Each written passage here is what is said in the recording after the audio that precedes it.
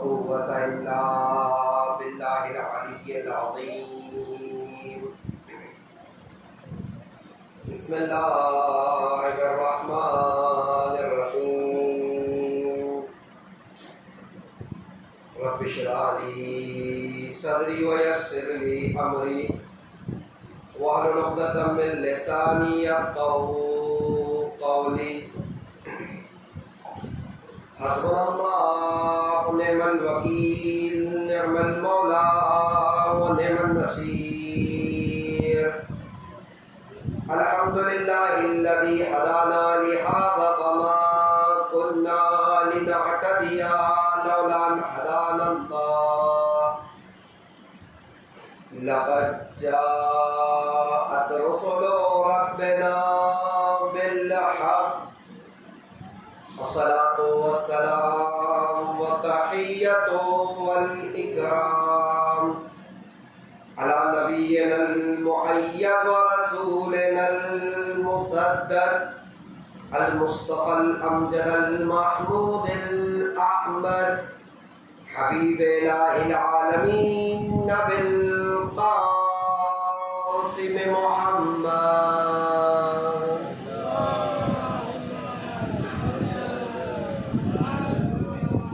وعلى آل بيته الطيبين الطاهرين المعصومين ولعنة الدائمة على أعدائهم ومعاندهم وظالمهم وغاصب حقوقهم ومنكري فضائلهم وشاكين فيهم أجمعين.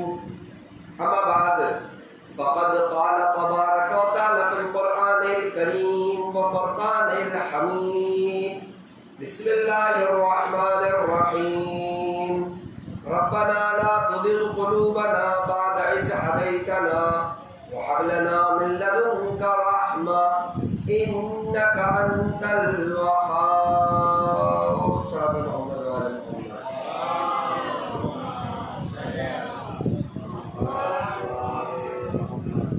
حضرات کرام قدر، معزز و محترم سامعین کرام، ان عشرہ مجالس کے لیے جس موضوع کا انتخاب کیا گیا ہے وہ موضوع کربلا اور آخرت بخیری ہے، اور اس آیت کو اپنا موضوع سفر قرار دیا ہے. بڑی مشہور و معروف آیت کریمہ ہے، نماز کے قنوت میں عام طور سے پڑھی جاتی ہے، اور دعائیہ کلمہ ہے جس میں ہم بارگاہ خدا بندی میں کہتے ہیں ربنا، اے ہمارے پروردگار، اے ہمارے پالنے والے، اے ہمارے رب، لا تزغ قلوبنا، ہمارے دلوں کو موڑ نہ دینا، بعد اذ ہدیتنا، جبکہ تو ان دلوں کی ہدایت کر چکا ہے، جبکہ تو انہیں سیدھا راستہ دکھا چکا ہے. وَهَبْ لَنَا مِن لَدُنْكَ رَحْمَةً، اور پروردگارا ہمارے لیے اپنی طرف سے رحمت عطا فرما. اِنَّكَ أَنْتَ الْوَهَّابُ، کہ بے شک تو بہت زیادہ بخشنے والا اور بہت زیادہ عطا کرنے والا.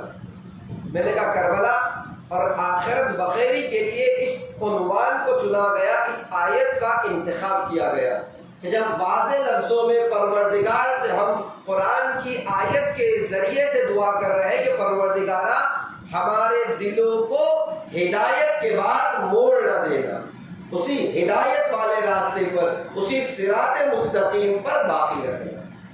اور کل میں نے آپ کی خدمت میں جلدی سے 2-3 منٹ میں آپ کی خدمت میں خلاصہ کروں جو باتیں پیش کی، وہ یہ کہ انسان کا صرف اسلام کو قبول کر لینا کافی نہیں، اہل بیت کی ولایت کا اقرار کر لینا کافی نہیں، بلکہ کمال تو یہ ہے کہ انسان دنیا سے جائے بھی تو اسی دین کے ساتھ اور اسی عقیدے کے ساتھ.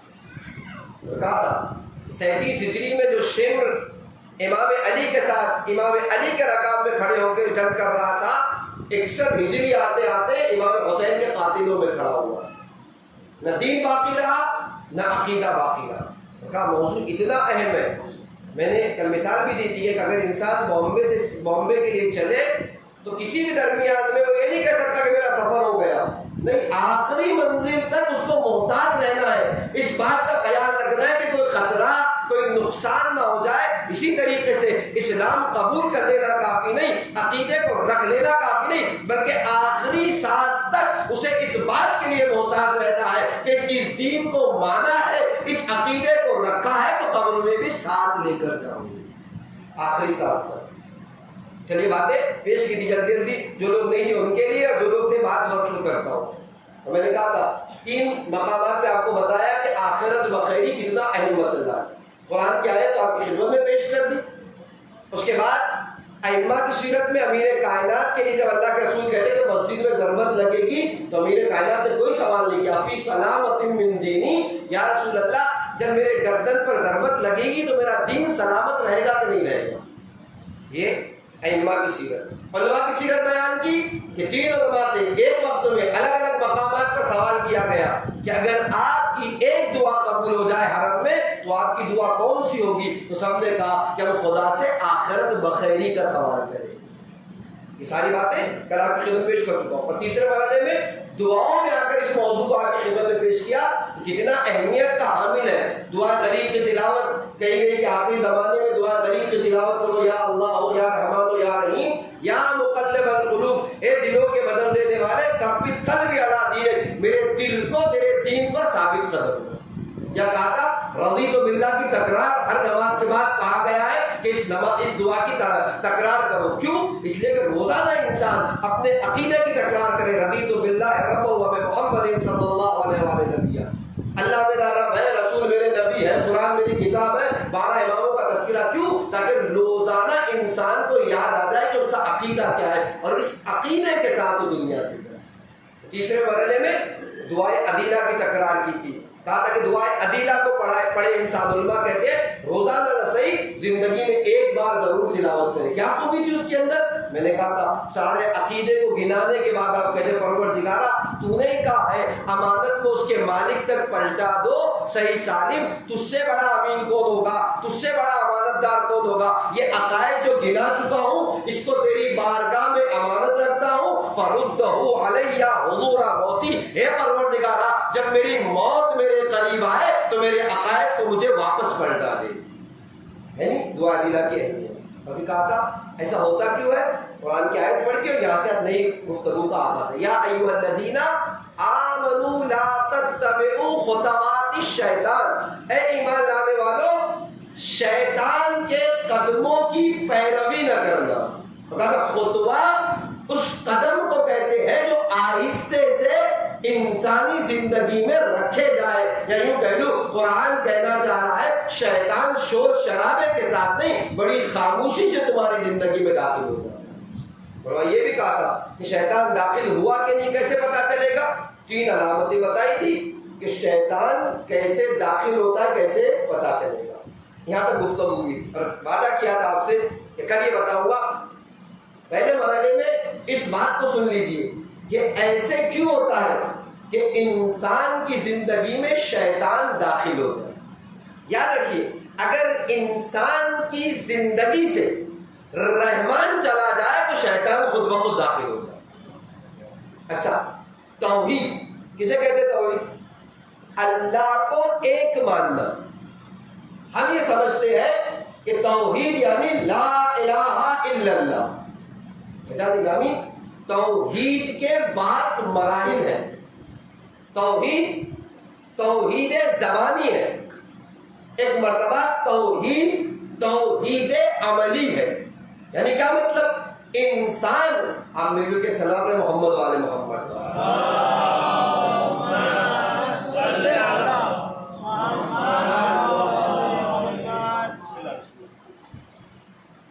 یہ کہ انسان اپنی زندگی میں اس بات کا خیال رکھے کہ جو بھی کام وہ کر رہا ہے اس کا وہ عمل خدا کی نگاہ کے سامنے انجام دے گا۔ بہت اہمیت کا عمل ہے۔ شیطان داخل ہوتا ہے کیا کہہ رہا یا ایھا الذین آمنوا لا تتبعوا خطوات الشیطان انہ یامر بالفحشاء والمنکر. شیطان کے وہ قدم جو آہستہ سے تمہاری زندگی میں آتے. کیوں آتے ہیں؟ جب انسان کی زندگی سے رحمان نکل جاتا ہے، میں نے کہا، تو شیطان داخل ہو جاتا ہے. ہونا کیا چاہیے؟ ہونا یہ چاہیے کہ انسان کو ہر وقت اس بات کا احساس رہے کہ جو بھی وہ کام انجام دے رہا ہے، کوئی دیکھے نہ دیکھے، اس کا خدا ضرور دیکھے. اب اور میری اپنی بات نہیں، قرآن آپ اٹھائیے سورہ مبارکہ توبہ آیت نمبر 105. ارشاد باری اقدس ہو رہا ہے، اے رسول ان سے کہہ دو قل اعملوا فسيرى الله عملكم ورسوله والمؤمنون. اے رسول ان سے کہہ دو کہ یہ اپنا عمل کرتے جائیں، ان قریب خدا ان کے عمل کو دیکھے گا، اس کا رسول ان کے عمل کو دیکھے گا، اور مومنون ان کے عمل کو دیکھیں گے. سارے علماء تفاسیر نے لکھا کہ مومنین سے مراد اہل بیت اطہار علیہ السلام، یعنی جو بھی کام ہم انجام دیتے ہیں، کوئی دیکھے نہ دیکھے، خدا دیکھ رہا ہے، اس کا رسول دیکھ رہا ہے، اور تیسرے مرحلے میں اہل بیت اطہار علیہ السلام دیکھ رہے ہیں. اٹھائیے سورہ مبارکہ الف میں آپ پڑھتے نا، الم یعلم بان اللہ یری، کیا وہ نہیں جانتا کہ بے شک اللہ اس کو دیکھ رہا ہے. اور یہ تو توحید ہے کہ انسان عملی میدان میں بھی آ کر ہر لمحہ اس بات کا خیال رکھے کہ اس کے عمل کو کوئی دیکھ رہا ہو نہ دیکھ رہا ہو، اس کا خدا ضرور دیکھ رہا ہے، رسول ضرور دیکھ رہا ہے، اور اہل بیت ضرور دیکھ رہے ہیں. یاد رکھیے جان گرامی، جب انسان اس بات کو اپنے اندر جگہ دے دے گا تو کچھ ہو نہ ہو اس کی زندگی میں دو اثر ضرور ہو. بہت توجہ چاہتا ہوں، لیکن ایک مثال دیتا ہوں چھوٹی سی. فرض کیجئے ایک بچے نے دیکھا کہ جو ہے وہ فلاں جگہ فلاں وقت میں فلاں دکان میں کوئی نہیں ہوتا، یا مثلا فلاں کمرے میں موبائل رکھا ہوتا ہے، یہ وقت چوری کے لیے بہت اچھا وقت ہے. دوسرے نے اس نے پلان کیا اور پلان کے مطابق اس وقت میں پہنچا جب اس کمرے میں کوئی نہیں رہتا چوری کرنے کے لیے، موبائل فون ہے مثال کے طور پر. اب جیسے ہی وقت پہنچا واقعی کوئی نہیں تھا، کمرے میں داخل ہوا، ہاتھ بڑھاتا ہے کہ اس موبائل فون کو چوری کر لے. کسی کے آنے کی آہٹ محسوس ہوتی ہے. اب آپ مجھے بتائیے وہ چوری کر لے گا، یہ اپنے آپ کو چوری سے روک دے گا. 90% وہ کام کر چکا ہے، صرف ہاتھ سے موبائل لینا اور جیب میں رکھنا. بڑا ہوا ہاتھ پیچھے واپس آ جائے گا. کسی کے آنے کا اگر، کسی کے دیکھنے کا اگر احساس پیدا ہوگا. یہ ایک مثال. دوسری طرف آئیے، ہم نماز کے لیے کھڑے ہوئے، اللہ اکبر، ہم نے محسوس کیا ہمارے استاد، ہمارے والد یا ہمارا کوئی بڑا ہماری نماز کو دیکھ رہا. اب کیا کہنے ہماری نماز کے 2 رکعت نماز جو 2 منٹ میں ختم ہوتی تھی، آج 10 منٹ میں ختم ہونے کے لیے تیار نہیں ہے. سبحان اللہ سبحان اللہ سبحان اللہ سبحان ربی العظیم و بحمدی ربی صلی علی محمد وآل محمد وعجل فرجہ وسہل المخرج واحشرنا معہم. نہیں معلوم جو کچھ ہمیں یاد تھا ہم نے پڑھنا شروع کر دیا. آپ مجھے بتائیے 2 منٹ کی نماز جو ہم 2 منٹ میں پڑھا کرتے تھے، آج 10 منٹ میں بھی تمام ہونے کے لیے تیار نہیں ہے. 2 مثالیں دی آپ کے سامنے. پہلی مثال میں بچے نے اپنے آپ کو چوری سے روک دیا. دوسری مثال میں 2 منٹ کی نماز 10 منٹ میں تمام ہونے کے لیے تیار نہیں ہے. کون سی ایسی کامن بات ہے کہ جو دونوں مثال میں پائی جا رہی ہے؟ ایک ہی کامن بات ہے، وہ بچے کو اس بات کا احساس ہو گیا تھا کہ کوئی دیکھنے والا ہے، لہذا اپنے آپ کو چوری سے روک دیا تھا. یہاں جو نماز میں اضافہ ہو گیا، اس بات کا احساس ہے کہ کوئی ہماری نماز کو دیکھ رہا ہے، جو تعریف کرے گا، واہ کرے گا، انعام دے گا، کچھ کہے گا. لہذا آپ نے محسوس کیا دونوں مثال میں ایک بات جو کامن ہے وہ کسی کے دیکھنے کا احساس ہے کہ کوئی ہے جو مجھے دیکھ رہا ہے. تو بات واضح ہو گئی نا، جس دن زندگی میں یہ احساس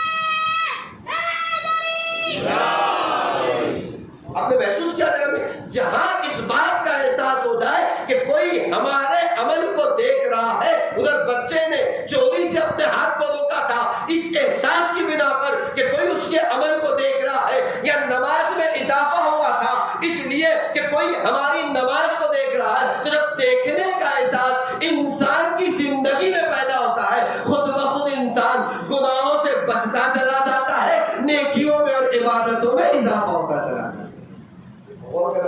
اور خاص کر کے گناہوں کے موارد میں ایک شخص امام کی خدمت میں آیا، آ کے کہتا ہے کہ میں فلاں گناہ کو انجام دیتا ہوں۔ امام نے اس سے پوچھا کہ بتاؤ، یہ جب تم گناہ کر رہے ہو، اگر کوئی نابالغ بچہ آ کر تمہارے اس کام کو دیکھ لے تب بھی وہ گناہ کرو گے؟ کہتا ہے نہیں مولا، گناہ سے بچ جاؤ گا۔ روایت کے جملے، امام رونے لگے تو مولا کچھ غلطی ہو گئی، کوئی بات غلط کہہ دی؟ کہ نہیں، رو اس لیے رہا ہوں کہ خدا کی حیثیت تمہاری زندگی میں اس چھوٹے بچے سے بھی کم ہے، کہ چھوٹے بچے کے جس کو شعور بھی نہیں ہے، جو ابھی بالغ بھی نہیں ہوا، اس کے دیکھنے کی بنا پر تو گناہ کو چھوڑ دیتے ہو، اور خدا کے دیکھنے کی بنا پر گناہ کو ترک نہیں کرتے۔ اور اسی لیے امیر بیان، امیر کائنات حضرت علی ابن ابی طالب علیہ السلام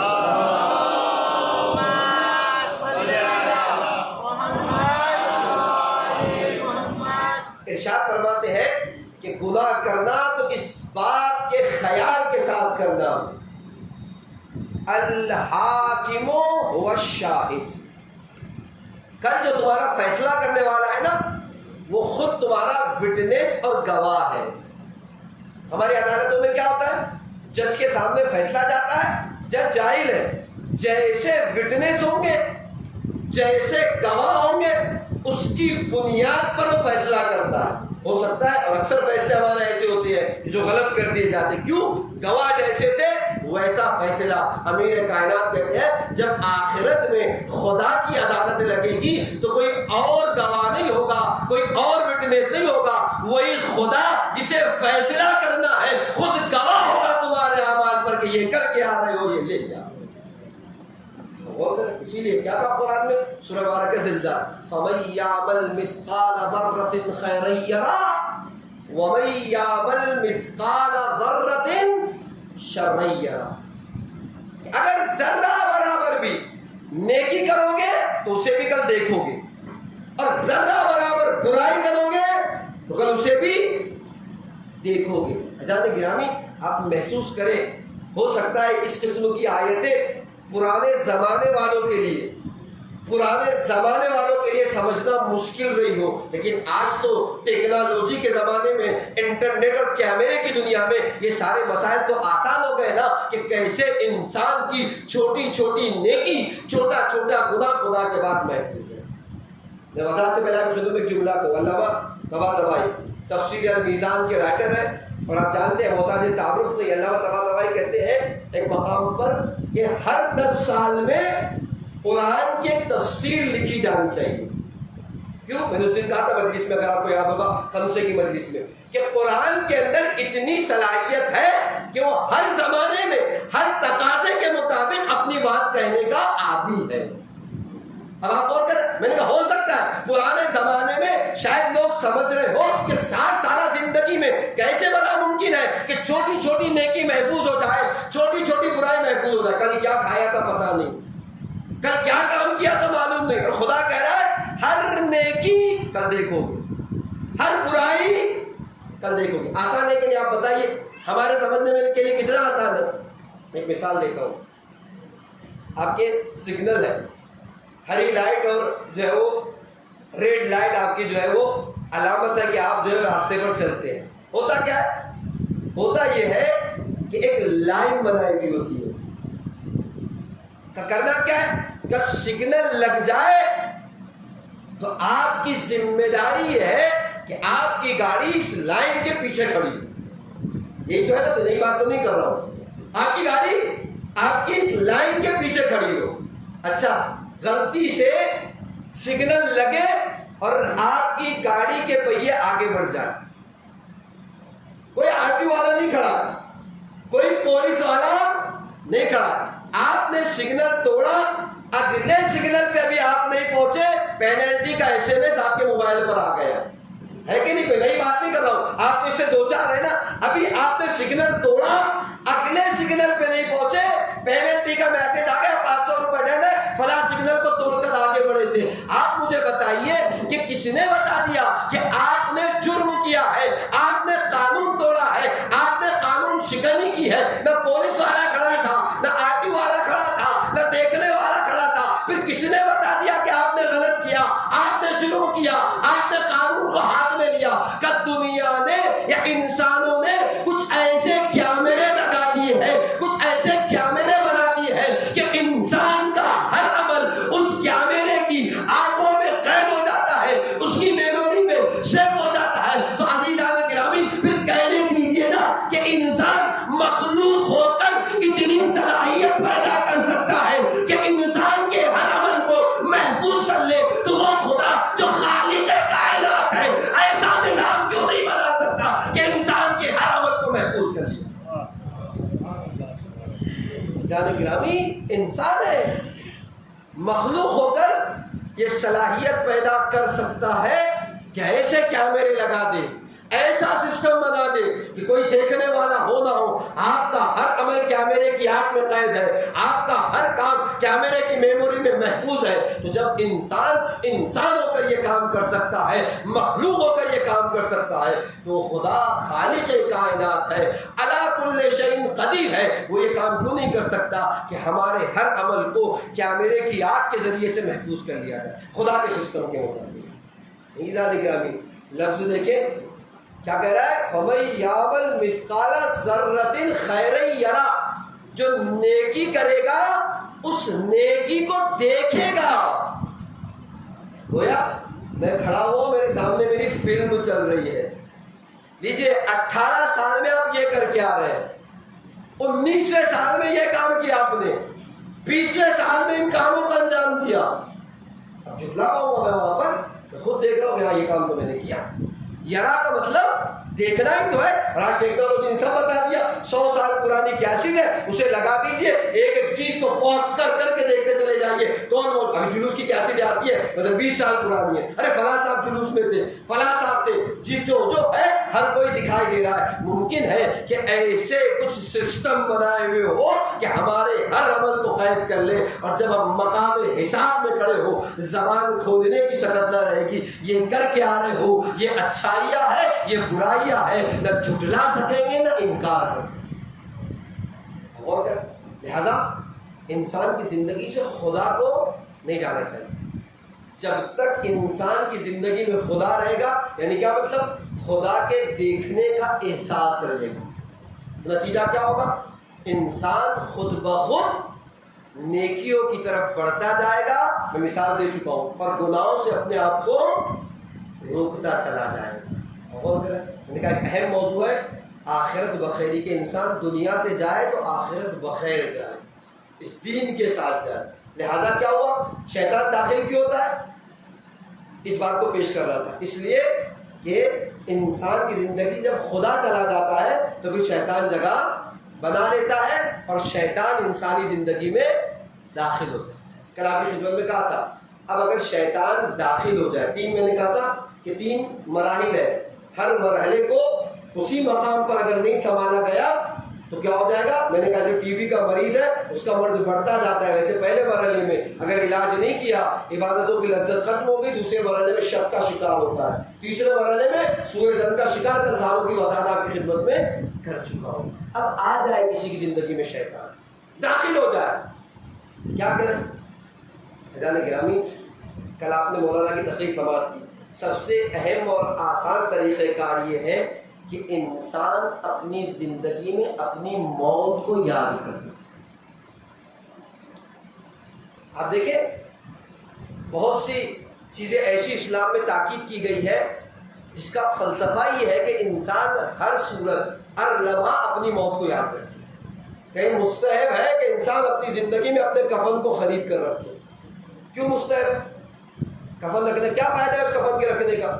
فائدہ یہی تو ہے جب آپ الماری کھولیں گے، جب آپ کی نگاہ پڑے گی، آپ کا کفن دکھائی دے گا، آپ کی موت آپ کی نگاہوں میں آ جائے گی. میں پیش کر رہا ہوں موت بھی اگر انسان کی زندگی میں آ جائے تو ہوتا کیا ہے، اسے بھی آپ غور کریں. اپنی زندگی میں اپنی قبر کھود لے انسان، مستحب ہے. کیوں ہے؟ قبر پہ نگاہ پڑے تو کیا ہو؟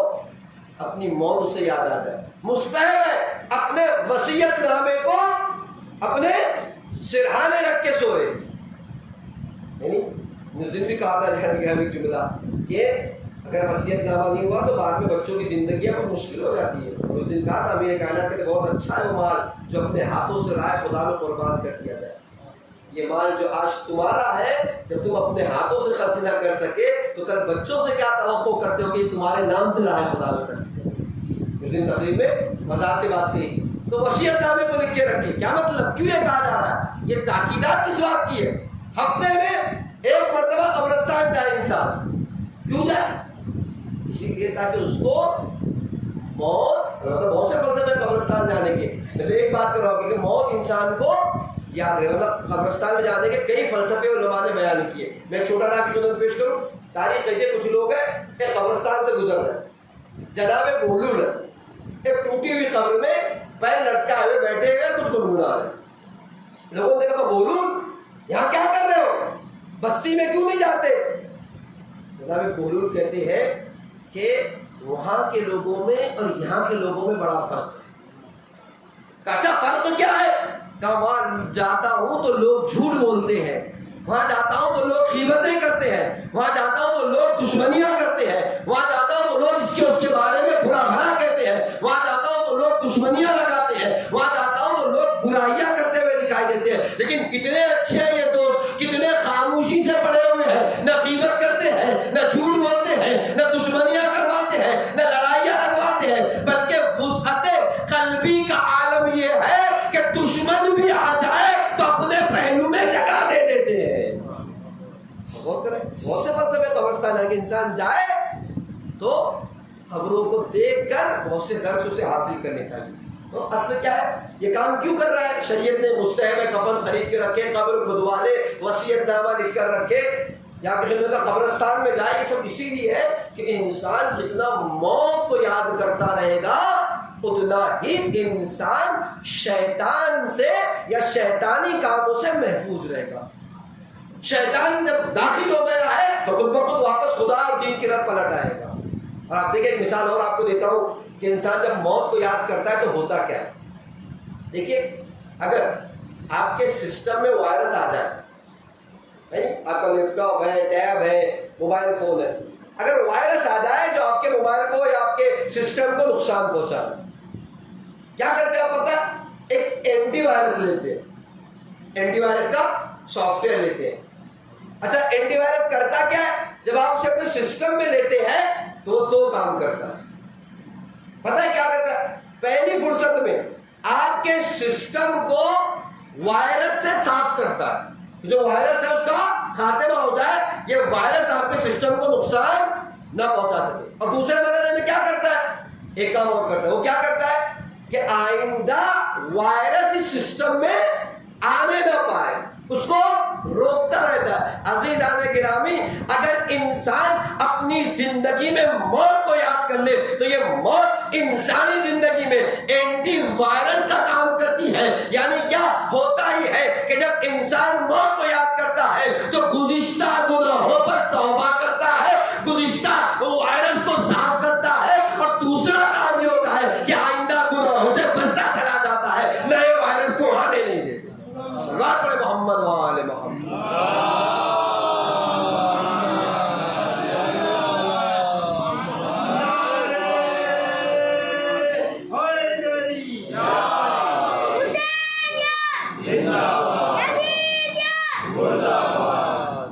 آپ نے غور کیا تھا؟ تو جب انسان موت کو یاد رکھتا ہے، میں نے کہا خدا کو یاد رکھے گا تو دو کام ہوں گے، نیکیوں میں اضافہ ہو جائے گا، برائیوں سے بچتا چلا جائے گا. موت کو یاد کرے گا تو دو فائدے ہوں گے. دو فائدے کیا ہے؟ گزشتہ گناہوں پر توبہ کرے گا، استغفار کرے گا، اور اس کے بعد آنے والے گناہوں سے بچتا رہے گا. اگر کسی کی زندگی میں شیطان داخل ہو گیا ہے تو کیا کام ہے اس کا؟ ذمہ داری ہے کہ انسان اپنی موت کو یاد کرے. اللہ کے رسول حضرت محمد مصطفیٰ صلی اللہ علیہ وسلم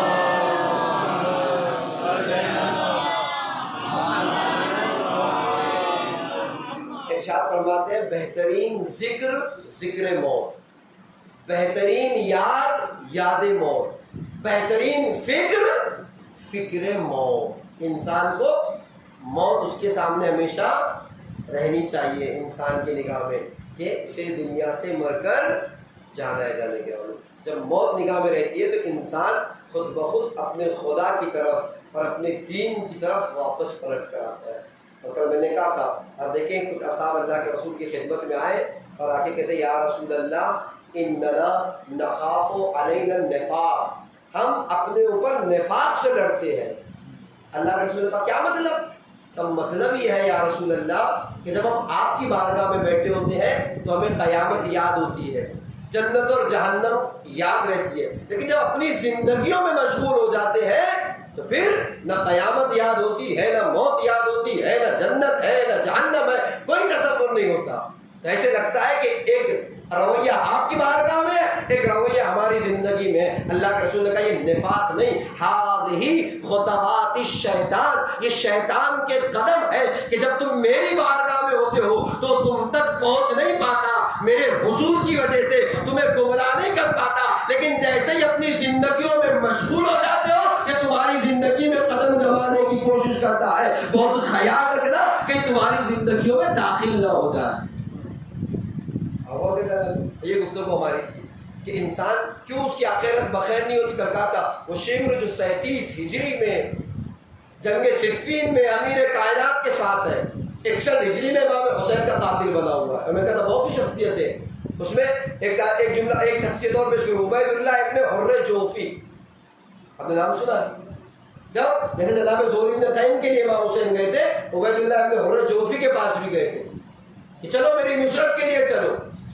کیا کہتے ہیں مولا میں جانتا ہوں جو آپ کے ساتھ دنیا سے جائے اس کی موت شہید کی موت ہے، اس کی آخرت سعادت کی آخرت ہے، لیکن وہ کوفہ آپ کے خلاف ہے، میں آپ کے ساتھ نہیں دے سکتا، میری تلوار حاضر ہے، میرا گھوڑا آپ کے لیے حاضر ہے۔ ایسی تلوار کہ اس پہ حملہ کر دے وہ بچتا نہیں، اور ایسا گھوڑا جس کا پیچھا کر لے اسے چھوڑتا نہیں۔ امام حسین نے کہا تھا نہ مجھے تیرے تلوار کی ضرورت ہے نہ تیرے گھوڑے کی ضرورت ہے، اگر تو میرے ساتھ آ سکتا ہے تو آجا، تیری نصرت کی ضرورت ہے۔ نہیں معلوم میں نے اس دن کہا تھا کہ نہیں، امام حسین کی نصرت بھی خدا کی نصرت کے طریقے سے، حقیقت میں امام حسین کو کسی کی ضرورت نہیں تھی، حسین یہ کہہ رہے تھے کہ آؤ میری بارگاہ میں قدم بڑھاؤ، میں تمہیں نجات عطا کروں گا، تمہاری آخرت بخیر بنا لوں گا۔ یعنی حقیقت ہی ہے، خدا نے بھی کتنے مقامات میں قرآن نے کہا ان تنصر اللہ ینصرکم، اگر تم اللہ کی مدد کرو گے اللہ تمہاری مدد کرے گا۔ خوب اللہ کو کس کی مدد کی ضرورت ہے؟ پوری کائنات اس کے قبضے قدرت میں، ہدے قدرت میں، اسے کس کی ضرورت ہے؟ لیکن کہنے کا مقصد یہ ہے کہ اگر تم میری نصرت کے لیے قدم بڑھاؤ گے میں تمہاری مدد کروں گا۔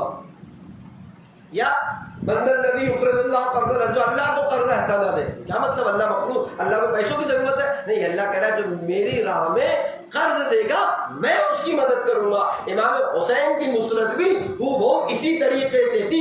امام حسین کہہ رہے تھے جو بھی میری نصرت کے لیے قدم بڑھائے گا وہ گویا میری نصرت نہیں کر رہا، حسین اسے نجات عطا کریں گے، شفاعت کے ضامن بن جائیں گے۔ اور میں نے کہا تھا نہیں معلوم مسلم نے آپ کی خدمت پیش کیا کہ امام حسین کی ایسا نہیں ہے کہ وہ آواز استغاثہ ایک محدود زمانے کے لیے، نہیں، ہر زمانے کے لیے۔ آج بھی حل من ناصر ینصرنا حل من مغیث یغیثنا کی صدا بلند ہو رہی ہے۔ آپ دیکھیں جو جناب ابراہیم علیہ نبی علیہ الصلوۃ والسلام نے جب خانہ کعبہ بنایا نا، اللہ نے کہا ابراہیم لوگوں کو حج کے لیے بلاؤ۔ جناب ابراہیم نے کہا پروردگار یہ تو صحرا ہے، سرطلاق وادیہ ہے، نہ اس میں کوئی میری آواز سنے گا، کس تک میری آواز پہنچے گی؟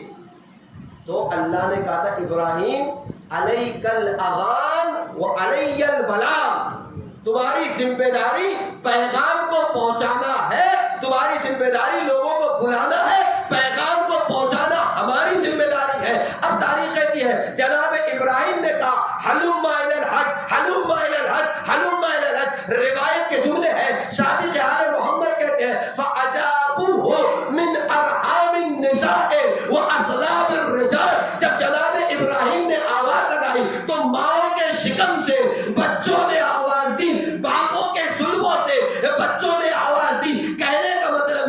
کہ جناب ابراہیم کی آواز کسی مکان میں محدود نہیں تھی، کسی زمانے کے لیے محدود نہیں تھی. روایت کہتی ہے اس وقت جس نے آواز دی تھی آج اس کی قسمت میں حج لکھ دیا گیا ہے، وہ حاجی بن جاتا ہے. تو کہنے دیجئے اگر ابراہیم آواز لگائے تو زمان اور مکان کی حدود سے باہر آواز پہنچ جاتی ہے. وہ حسین جو فخر ابراہیم ہے ان کی آواز زمان اور مکان سے باہر کیوں نہ چلی. لہذا دلیل میں آپ کی خدمت میں دوں گا کہ امام حسین کی آواز ایک زمانے کے لیے محدود بلکہ ہر زمانے کے لیے. آپ اٹھائیے ایک زیارت رجبیہ ہے جو امام حسین سے مخصوص ہے، امام حسین کے لیے وارد ہوئی رجب کے مہینے میں. اس میں آپ آگے کہتے ہیں صلی اللہ علیہ یا ابا عبداللہ لبیک یا داعی اللہ، اے ابا عبداللہ حسین آپ پر صلاۃ و سلام ہو، ہم آپ کی آواز پر لبیک کہتے ہیں یا داعی اللہ، اے خدا کی طرف بلانے والے. جب امام حسین کی آواز ہمارے لیے نہیں تھی تو ہم لبیک کیوں کہہ رہے ہیں؟ محرم میں جلوس میں بھی کربلا مولا اربعین کا مجمع ہے، لبیک یا حسین کی صدا ہے. کس بات کا جواب دیا جا رہا ہے؟ جانے گے ہم یہ اسی صدا کا جواب دیا جا رہا ہے جو کربل میں امام حسین نے آواز استغاثہ لگائی تھی. میں نے کہا تھا امام حسین کو کسی کی نصرت کی ضرورت نہیں تھی، ملائکہ سب بستہ کھڑے تھے، جنات کھڑے ہوئے تھے، آقا اجازت دے دیجئے سارا معاملہ تمام ہو جائے. لیکن امام حسین نے اجازت نہیں دی، پھر نصرت کو بلا کیوں رہے تھے؟ یہی تو کہنا چاہ رہے تھے جو حسین کی نصرت کے لیے قدم بڑھائے گا حسین کی مدد نہیں کرے گا، اپنی مدد خود کرے گا اور نجات کے ضامن ہوگا. یعنی اللہ کا رسول کہتے ہیں اللہ ان الحسین باب من ابواب الجنہ، خبردار بے شک حسین جنت کے دروازوں میں سے ایک دروازہ ہے. من عاداہ فقد حرم اللہ علیہ ریح الجنہ، جس نے حسین سے دشمنی کی خدا نے اس کے اوپر جنت کی خوشبو کو حرام قرار دیا. اس کا مطلب امام حسین کی نصرت اس لیے تھی کہ یوں کہہ لو امام حسین نے کہنا چاہتے جو بھی لبیک کہہ کے حسین کی بارگاہ تک آ گیا وہ حسین کی بارگاہ تک نہیں بلکہ جنت کے دروازے تک پہنچ گیا. اور حضرت مصباح الہدی وہ سفینۃ النجات. کسی نے امام سے پوچھا مولا سب کے سب آپ ہدایت کرتے ہیں، سب کے سب نجات کی کشتی ہے.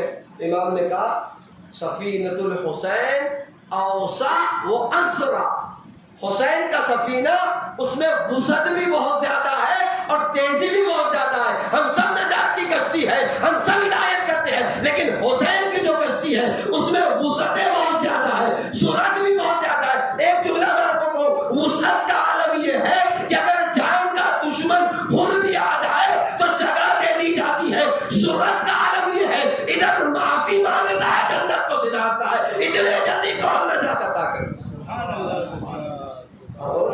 سفینۃ الحسین اوسع و اسرع، لیکن حسین کا جو سفینہ ہے اس میں وسعت بھی بہت زیادہ ہے، ہر مذہب و ملت والا اس میں آ جاتا ہے، کسی کو روکا ٹوکا نہیں جاتا، اور سورت بھی بہت زیادہ ہے. اس سے بڑی سورت کیا ہوگی؟ میں نے کہا ہر جیسا ہر گنہگار، تاریخ کربلا کا سب سے بڑا گنہگار اگر کہا جائے تو غلط نہیں اس وقت تجربہ کر، لیکن جب خدمت امام حسین میں آ گیا ادھر معافی مانگی ادھر جنت کو سدھارے. اس سے زیادہ صورت کیا ہوگی؟ معافی مانگی اور جنت کو سدھارے.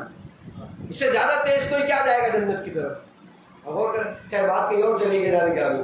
تو اصل گفتگو ہماری یہاں ہے کہ انسان کی آخرت بھی، میں نے کہا ایک لمحہ بھی انسان کو بے فکر نہیں ہونا چاہیے کہ میں نے اسلام کو قبول کر لیا ہے، میں مسلمان ہو گیا ہوں تو میری ذمہ داری ختم ہو گئی. نہیں، میں نے کہا جس طرح وہ ڈرائیور جب تک آخری منزل تک نہیں پہنچتا یہ نہیں کہہ سکتا میرا سفر ہو گیا. آخری منزل تک یعنی آخری سانس تک اسے اس بات کے لیے محتاط رہنا ہے کہ ملک الموت آئے تو میری زبان پر لا الہ الا اللہ محمد الرسول اللہ ولی اللہ کا کلمہ ہونا چاہیے.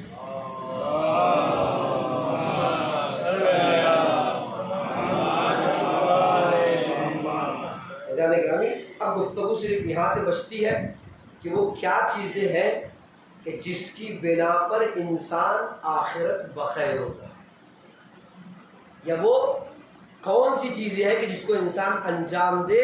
میں نے کل کہا تھا بسا کا جیسا کہ بظاہر مسلمان ہے لیکن دنیا سے جا رہا ہے تو زبان پر کفر جاری ہو گیا. کچھ عوامل ہے جس کی بنا پر انسان اگر اس کا خیال رکھے تو آخرت بخیر ہو سکتا ہے، اور اگر اس کا خیال نہ رکھے تو نتیجہ کیا ہے؟ ہو سکتا ہے کہ آخرت بخیر نہ ہو، بظاہر مسلمان ہو لیکن جب دنیا سے جا رہا ہو تو اسلام سے خالی ہو جائے۔ اب میں کل سے انشاءاللہ بھی ترتیب 4-5 عامل ان ایام میں جو پہنچا سکوں گا آپ کی خدمت میں پہنچاؤں کہ کون سے عوامل ہیں جس کے ذریعے سے انسان آخرت بخیر ہو سکتا ہے۔ میں نے کہا اس کا بڑا گہرا تعلق ہے کربلا سے، اور کل آپ کی خدمت پیش کیا کتنی دعائیں وارد ہوئی ہے، کتنی آیتیں، سیرت علماء اور ائمہ سب یہ کہتے ہیں کہ انسان کی پہلی دعا کیا ہونی چاہیے کہ پروردگارہ میری آخرت بخیر ہو جائے، جو کربلا کا اہم ترین پیغام ہے۔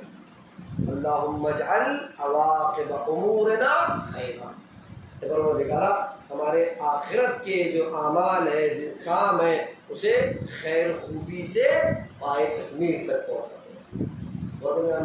اس لیے کربلا نے ہمیں بتا دیا کہ اگر انسان ان عوامل کا پابند نہیں ہے تو صحابی کا بیٹا کیوں نہ ہو دشمن حسین اور قاتل حسین بن سکے۔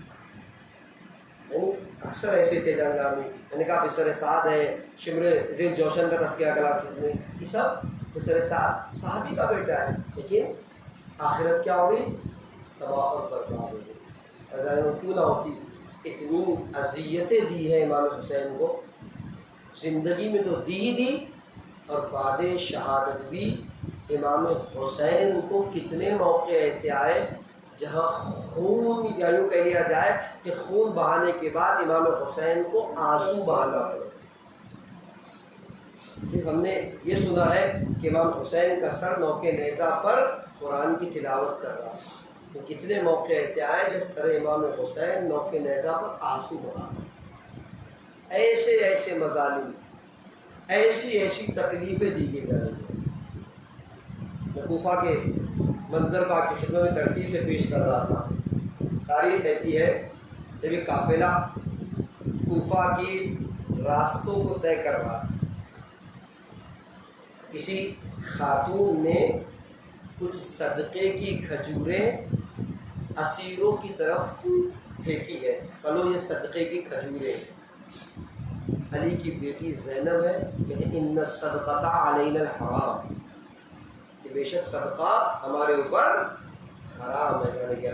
حسین کی وہ 4 سالہ یتیمہ جو صرف پیاسی نہیں بھوکی بھی بہت زیادہ تھی، جب اس نے اس عالم کو دیکھا کہ کھجوریں تو دی جا رہی ہے لیکن صدقے کی دی جا رہی ہے، میں نے کل کہا تھا پھوپھی کے ساتھ ناکے پر بیٹھی ہوئی تھی، کہتی ہے پھوپھی اماں میرے بابا مجھے بعض اوقات جب واقعات سنایا کرتے تھے نا، ایک واقعہ میرے بابا نے مجھے سنایا تھا کہ ایک نبی جناب صالح تھے، ان کو ان کی ایک اونٹنی تھی، قوم والوں نے جب اس اونٹنی کو مار ڈالا تو اس اونٹنی کے بچے نے پہاڑ کی بلندی پر جانے کے بعد اس قوم کے لیے بد دعا کی تھی۔ تاریخ کہتی ہے مجھے بابا نے بتایا تھا کہ جب اس نے بد دعا کی نا اس اونٹنی کے بچے نے، تو پروردگار عالم نے اس قوم پر عذاب نازل کر دیا۔ اے پھوپھی اماں اتنا بتائیے وہ اونٹنی کا بچہ افضل تھا یا حسین کی 4 سالہ سکینہ؟ علی کی بیٹی زینب سمجھ گئی کہ جناب سکینہ کہنا کیا چاہتی ہے۔ کہتی ہے بیٹی سکینہ کچھ کہنے سے پہلے ذرا اپنے بابا کے سر کو دیکھنا۔ جب بابا کے سر کو دیکھا سر امام حسین ہزاروں قطار آنسو بہا رہا تھا۔ اے بیٹی سکینہ بد دعا کے لیے ہاتھ نہ اٹھا۔ اے بیٹی سکینہ ابھی تو اور بہت سے امتحانات ہیں، ابھی تو اور بہت سی منزلیں ہیں، خدا را بد دعا کے لیے ہاتھ نہ اٹھانا۔ اللہ اللہ تاریخ نے لکھا کوفے سے جب یہ قافلہ شام کی منزلوں کو طے کرنے لگا، ایک روایت پیش کر کے اپنے مذاہب کو تمام کر دوں۔ تاریخ نے لکھا شدت کی گرمی ہے، ایک مقام پر قافلے کو روکا گیا۔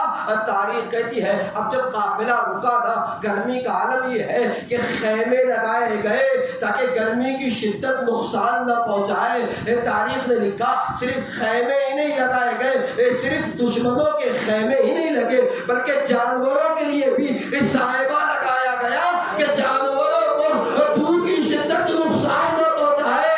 تاریخ کے کچھ خیمے وہ تھے جب دشمنوں نے اپنے لیے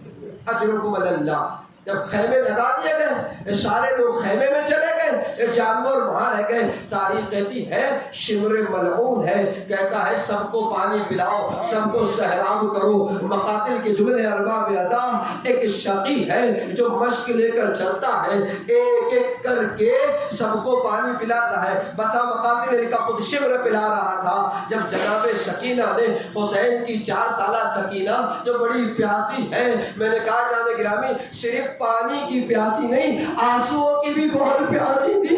جب اپنے بابا پہ رونا چاہتی تھی نا، کوئی تماشا مارتا تھا، کوئی تعزیہ نہ مارتا۔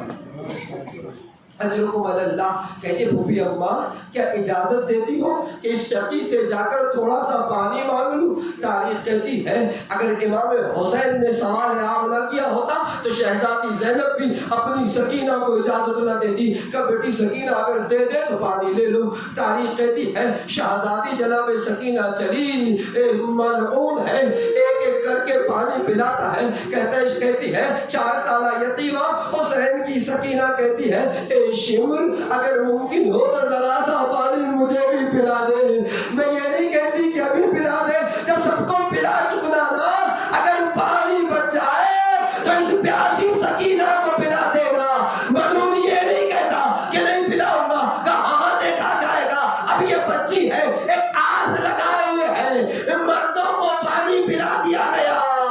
حکم آتا ہے اے جانوروں کو پانی پلا دیا جائے، اے جانور سیراب ہو گئے، اب مشکے ہے جس میں پانی بچا ہوا ہے۔ اے بچی نے سمجھا اب تو پانی بچ گیا ہے، مجھے دے دیا جائے گا، ننھے ننھے ہاتھوں کو بڑھایا، شمر ملعون نے مشق کا بہانہ کھولا، پانی زمین پہ بہا دیا، حسین کی جان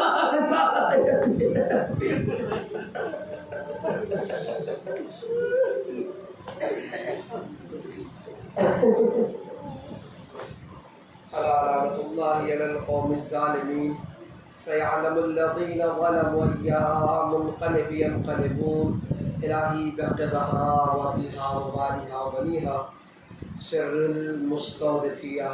پروردگار ہمارے آنسو کو رومان شہزادی میں لگا عنایت فرما، ہمارے آنسو کو تسکین شہزادی کا ذریعہ قرار دے، قلب ناظرین امام کو ہم سے راضی و خوشنود فرما، امام کی دعاؤں میں ہمیں شامل حال فرما، غیبت امام میں اپنی ذمہ داریوں کو پورا کرنے کی توفیق کرامت فرما۔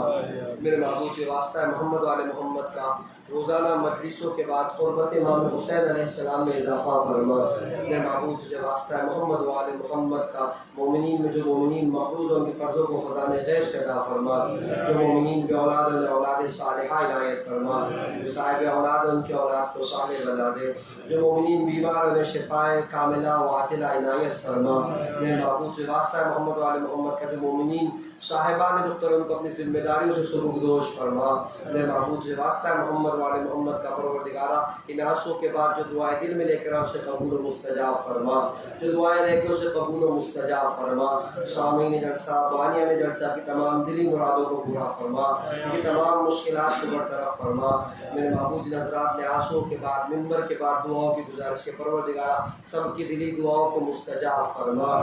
پروردگار جو واسطہ ہے محمد وآل محمد کا ان آنسوں کے بعد اگر کوئی دعائیں رہ گئی جو ہم دل میں لے کر آئے قبول و مستجاب فرما۔